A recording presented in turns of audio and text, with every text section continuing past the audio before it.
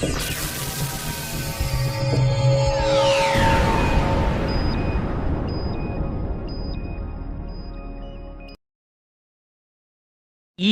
తాటితో కట్టబడినటువంటి అశ్వత్థామని పశువుని ఈడ్చుకెళ్ళినట్టు ద్రౌపదీదేవి శిబిరానికి తీసుకెళ్ళాడు.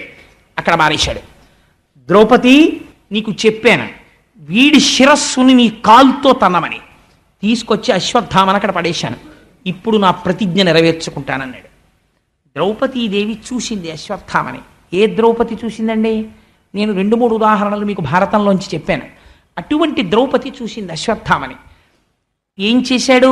ఒక తల్లి ఏదైనా ఒప్పుకుంటుందేమో కానీ తన పసుపు కుంకాలకి కానీ తన బిడ్డలకి కానీ ఆపద తెచ్చిన వాడిని క్షమించదు. 5 బిడ్డల్ని చంపేశాడు, ఒకడు కాదు.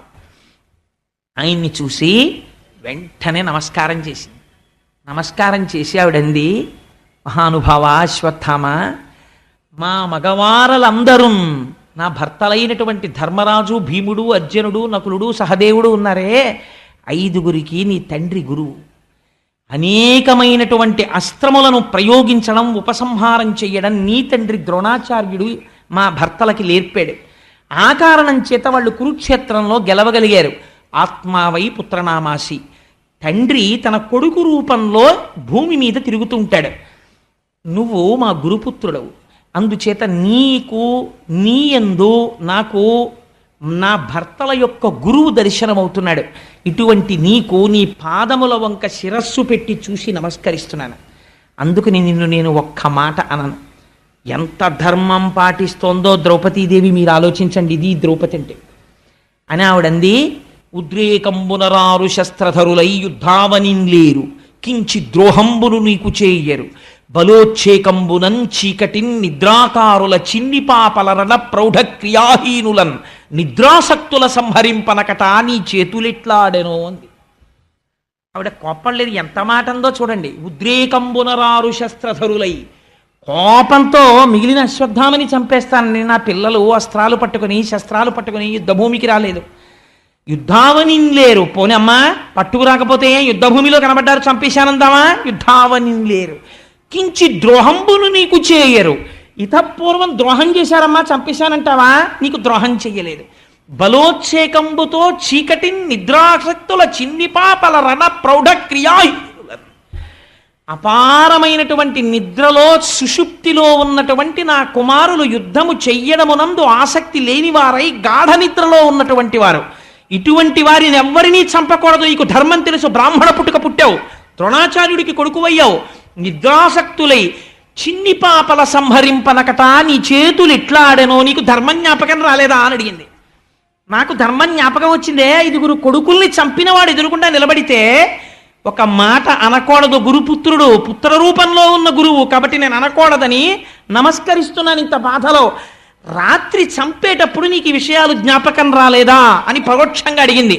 జ్ఞాపకం రాలేదా అని అడిగితే ఒక బ్రాహ్మణుడికి తెలిసి ఉండవలసిన ధర్మము తెలియదా అని అడిగినట్టు అవుతుందని, నీ చేతులు ఇట్లా ఆడేనో, నీకు చేతులు ఎలా వచ్చాయా చంపడానికి అని అర్జునుడి వంక చూసింది.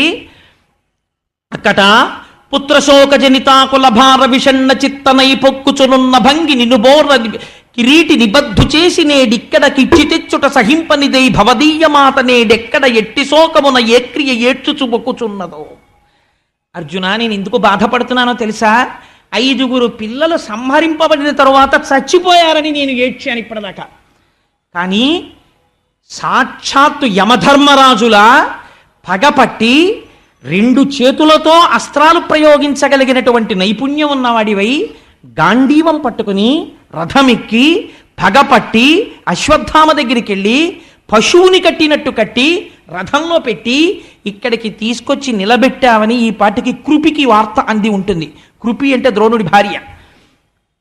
అశ్వత్థామ తల్లికి ఈ వార్త తెలిసి ఉంటుంది. కొడుకు చచ్చిపోయాడని ఏడవడం ఒకెత్తు, చచ్చిపోతున్నాడింకా రక్షించుకోలేనని ఏడవడం ఒకెత్తు. మీకు ఇన్ని అస్త్రాలు నేర్పిన ద్రోణుడి భార్య మీ గురుపత్ని అలా ఏడిచేటట్టు ప్రవర్తించచ్చా?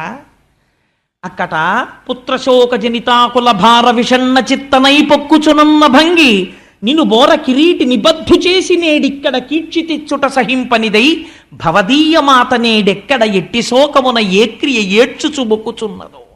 అశ్వత్థామ, మీ అమ్మాయి అంత ఏడుస్తోందానయ్యా మహానుభావురాలా కృపి, తలుచుకుంటే నా మనస్సు వికలమైపోతోంది అని అర్జునుణ్ణి పిలిచి, బ్రాహ్మణుడు గురుపుత్రుడు సంహరించకూడదు, ఆయన్ని విడిచిపెట్టేయండి, వెంటనే ఆయనకి కట్టినటువంటి బంధనములను విముక్తి చెయ్యండి అంది. అంటే ఈ మాట భీముడు విన్నాడు. విని ఎక్కడ లేని కోపం వచ్చేసింది. ఏమిటి ద్రౌపది మాట్లాడుతున్నది, ఏమైనా అర్థం ఉందా అసలు? ఎక్కడో నిద్రపోతున్న పిల్లల్ని పట్టుకుని చంపేశాడా ఈ దుర్మార్గుడు? ఇటువంటి వాణ్ణి అక్కట నిద్రించుచున్న పుత్రులని చూడకుండా సంహరించినటువంటి ఈ ద్రోణపుత్రుడైనటువంటి అశ్వత్థామని బాలఘాతకున్ విడువమటంచు చెప్పెడిది వెర్రిది ద్రౌపది, వీడు విప్రుడనే విడువగనేల చంపుడిటు వీనిని మీరలు చంపరేని నా పిడికిటి పోటులం వీని శిరము భిన్నము చేసేద చూడుడిందరు. భీముడు ఎప్పుడు మాట్లాడినా అలాగే ఉంటుంది.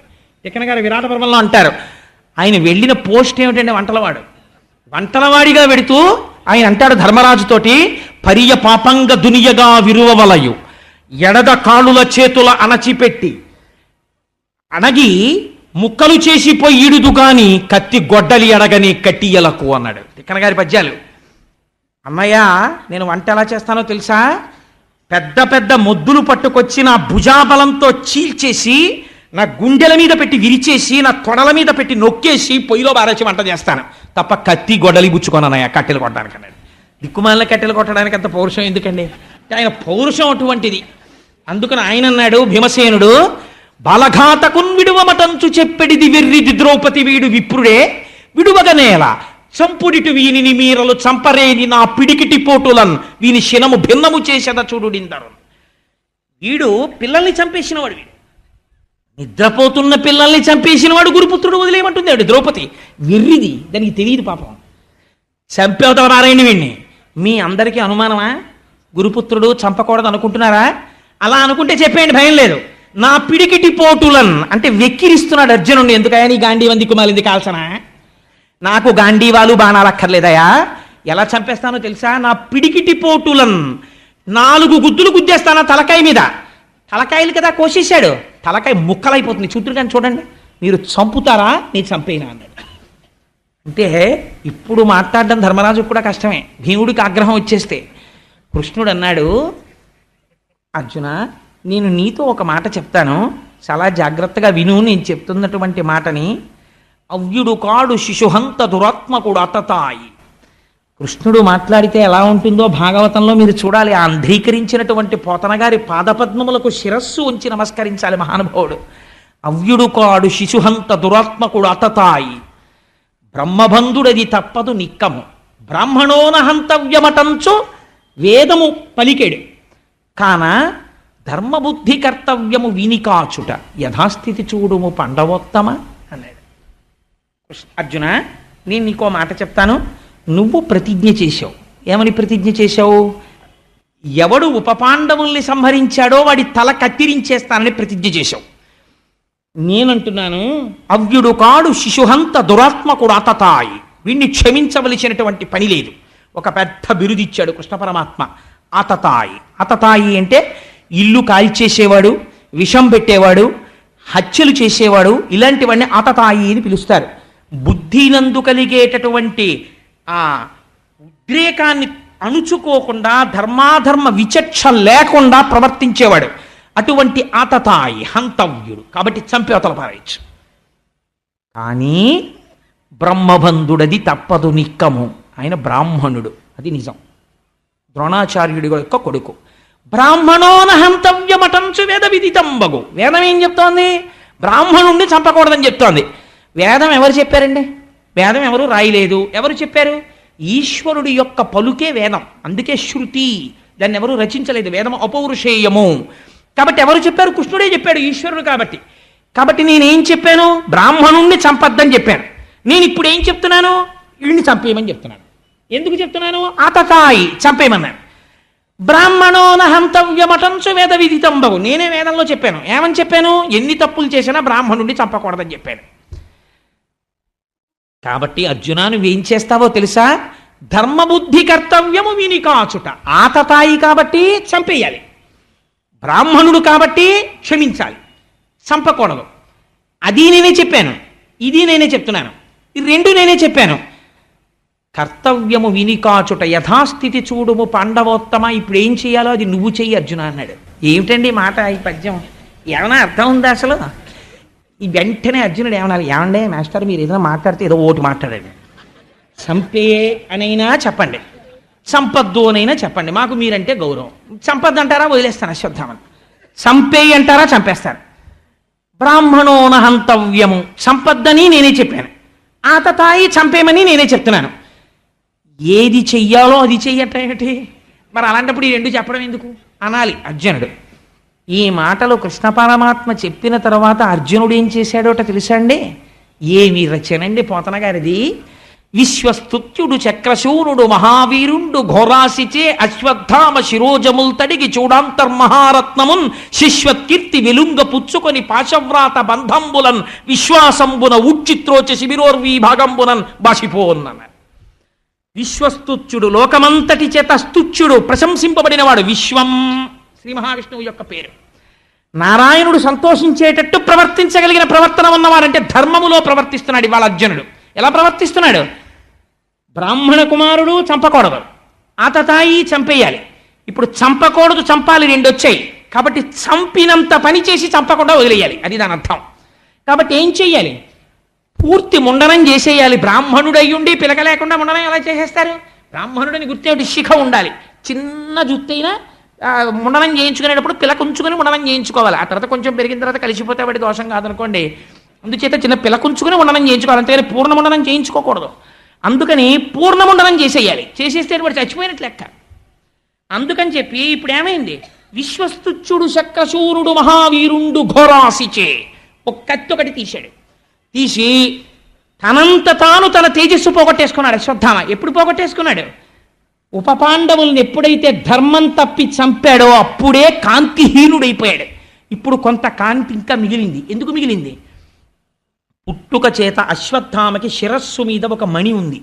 ఆ మణి కాంతి శరీరం అంతా కొడుతోంది. ఇప్పుడు చంపినంత పని చేసి చంపకుండా వదలాలి. అలా వదలడంలో ధర్మం ఉంది. ఇప్పుడు ఈ ధర్మాన్ని పాటిస్తున్నాడు. అందుకని విశ్వస్తుత్యుడు. ఎంత గొప్ప మాట చూడండి. పొగిడేడా కృష్ణుడు? పొగడక్కర్లేదు, లోపల పొగుడుకుంటున్నాడు. నా దగ్గర ఏమి ధర్మాన్ని నేర్చుకున్నాడు రా నా శిష్యుడు. కృష్ణం వందే జగద్గురుం అంటే భగవద్గీత చెప్పాక ఏమర్థమైనట్టు అర్జునుడికి? విశ్వస్తుత్యుడు శక్రశూరుడు మహావీరుండు, తలుచుకుంటే చంపగలిగిన వాడు శత్రువుని. చంపలేదు. ఘోరాసిచే ఒక కత్తిని పైకి తీశాడు. ఇది ఘోరాసి, సామాన్యమైంది కాదు. ఎంతమంది నెత్తురు తాగిందో ఆ కత్తి. అటువంటి కత్తిని ఇవాళ దేనికి వాడుతున్నాడు? రక్తం కళ్ళ చూడవలసిన వాడిని రక్తం చూడకుండా అతి హేయమైనటువంటి క్షురక వృత్తికి వాడుతున్నాడు. దేనికోసం? ధర్మం కోసం. ఘోరాసిచే అశ్వత్థామ శిరోజముల్ తరిగి, అశ్వత్థామకున్న జుత్తంతా తీసవతల పారేశాడు. చూడాంతర్మహారత్నమున్ శశ్వత్కీర్తి వెలుంగ పుచ్చుకొని ఆ తలలో ఉన్నటువంటి మణిని ఊడబెరికి తను గుచ్చేసుకున్నాడు. బంధంబులం విశ్వాసంబున ఊడ్చి త్రోచే. ద్రౌపదీదేవి చెప్పింది కదా, నువ్వు ఎప్పుడైతే అశ్వత్థామని బంధించి తీసుకొచ్చావో నినుబోర కిరీటి నిబద్ధు చేసి నేడిక్కడకిచ్చి తెచ్చుట సహింపని దైభవదీయ మాత నేడెక్కడ ఎట్టి శోకమున యక్రియ ఎచ్చుచు మొక్కుచున్నదో. బంధనాలు విడిపించమంది. అందుకని ఆ బంధనాల్ని విప్పేశాడు. విప్పేసి ఊడ్చి త్రోచి శిబిరోర్వీ భాగంబునన్ బాసిపోన్. ఒక్క తోపుతో శవతల మారేశాడు. శిబిరం బయటికి వెళ్ళి పడిపోయాడు అశ్వత్థామ. హీనుడై కాంతిపోయిన వాడై తల వంచుకుని సిగ్గుతో నడుస్తూ వెళ్ళిపోయాడు. ఈ వృత్తాంతం చెప్పి సూతుడు అన్నాడు, విన్నారా శౌనకాది మహర్షులారా, ఇది కృష్ణలీలంటే. ఇదయా కృష్ణుడంటే. మామూలుగా మీరు ఇది చదివారనుకోండి ఏమర్థం అవుతుంది? ఏమిట్రా ఆయన ఏమిటి, ఆ మాట ఏమిట్రా బాబా, పద్యం ఏమిటి అసలు, ఆయన చెప్పడం ఏమిటి, నీ చేయడం ఏమిటి అనిపిస్తుంది. ఏ కృష్ణ పరమాత్మ దగ్గర కూర్చున్నాడో అర్జునుడు, ఆయన అనుగ్రహము కలగడం చేత ధర్మం అంటే ఏమిటో తెలిసింది. ధర్మం అంటే ఏమిటో తెలిసినటువంటి కారణం చేత ధర్మో రక్షతి రక్షిత, ధర్మాన్ని రక్షించమనడం అంటే అర్థం ఏమిటో తెలుసా అండి? ధర్మాచరణము చెయ్యడమే. ధర్మం తెలుసు కానీ ఆచరించాడు. ఎందుకు ఉపయోగం ఏముంది? రావణాసుడికి ధర్మాలన్నీ తెలుసు కానీ ఏది ఆచరణ చెయ్యడు. ఏమిటి ఉపయోగం? రాముడు ధర్మాన్ని ఆచరణలోకి తీసుకొస్తాడు. ఆచరణలో పెట్టడమే రక్షించడం అంటే. ధర్మో రక్షతి రక్షిత, ధర్మస్వరూపమే భగవానుడు. నీవు నీ ధర్మమును కాపాడుకుంటే, నీ ధర్మాన్ని నువ్వు అనుష్ఠిస్తే ఈశ్వరుడు నిన్ను రక్షిస్తాడు. ఈశ్వరుడు చూడటం లేదు కదా అనుకుని ధర్మాన్ని తుంగలో తొక్కి నువ్వు నీ భోగాన్ని చూసుకుంటే నీ అధర్మము నిన్ను కాల్చేస్తుంది. అంటే ఈశ్వరానుగ్రహాన్ని నువ్వు పొందలేవు. పాండవుల యొక్క వంశాన్ని తీసేశానని అశ్వత్థామ అనుకున్నాడు. ఇప్పుడు అర్జునుడి ధర్మాన్ని చూసి, ద్రౌపదీదేవి ధర్మాన్ని చూసి పాండవుల వంశం ఎలా నిలబెట్టాలో ఈశ్వరుడికి తెలుసు. ఇలా నిలబెట్టడం నీ చేత కాదు, ఈశ్వరుడు నిలబెడతాడు. ఎలా నిలబెడతాడో వెంటనే చెప్పేస్తారు వ్యాసుల వారు. ఇది చెప్తున్నాడు శూతుడు సౌనకాది మహర్షులతో. ఇది విన్న తర్వాత ఈశ్వరుడి మీద ఎందుకు కలగదండి ధైర్యం, ఎందుకు కలగదండి పూనిక? ఈ పూనిక నీకు కలగడానికి భాగవతం. ఎన్ని జన్మల తర్వాత భాగవతం వింటేనో ఈ అదృష్టం కలుగుతోందయా, భగవంతుడి మీద భక్తి కలుగుతోంది. లేకపోతే మనస్సు ఇంతకాలం స్వేచ్ఛా విహంగంలా తిరిగింది, మళ్ళీ ఇటువైపుకు తిప్పగలుగుతోంది భాగవతం. అందుకని భాగవతం నిగమకల్పతరోర్గళితం ఫలం శుకముఖదామృత ద్రవ సంయుతం పిబత భగవతం రసమాలయం ముహురహో రసికా భవిభౌకాహ. ఈ ఉపపాండవుల యొక్క పార్థివ శరీరాల్ని తీసుకెళ్లారు, దహనక్రియను ఆచరించారు. దహనక్రియలు పూర్తి చేసేసి వాళ్ళందరూ కూడా గంగానదిలో స్నానం చేశారు. ఏడుస్తూ వాళ్ళందరూ తిరిగి వెనక్కి వచ్చేశారు.